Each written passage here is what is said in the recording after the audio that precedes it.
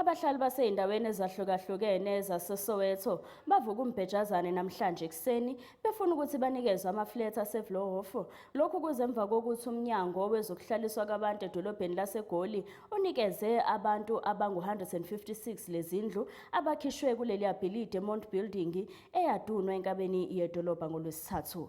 Ngensolo zokuthi-ke abahlali bangabokufika kuleli, MMC Mlungisi Mabaso ubambe isithangami nabeyindaba ecacisa ukuthi lezi insolo zingamampunge. Umnyango wezokuhlaliswa kwabantu nguMasipala waseJohannesburg usuchithe izinsolo zokufakwa kwabantu bokufika kwibhilidi laseVloohof ngemuva kokususwa kwelinye lamabhilidi abebehlala kulo ngokungemthetho edolobheni.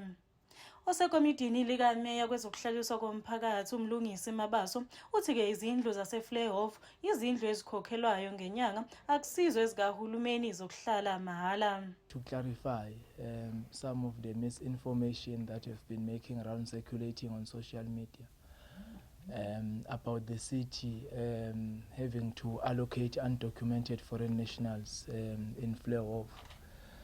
And I do wish to indicate, colleagues, that policy city or policy allocation human settlements does not make a provision for allocation foreign national. We do not allocate.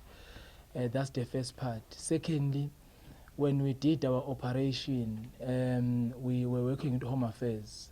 So whenever we do audit, vetting, verification, pre-screening of the beneficiaries, whether in an informal settlement or in hijack buildings, we work with Home Affairs.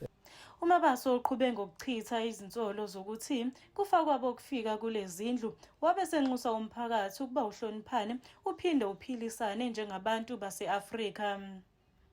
Ezindabeni zeSoweto TV, nginokulunga Mthembu ngiseBramfontein.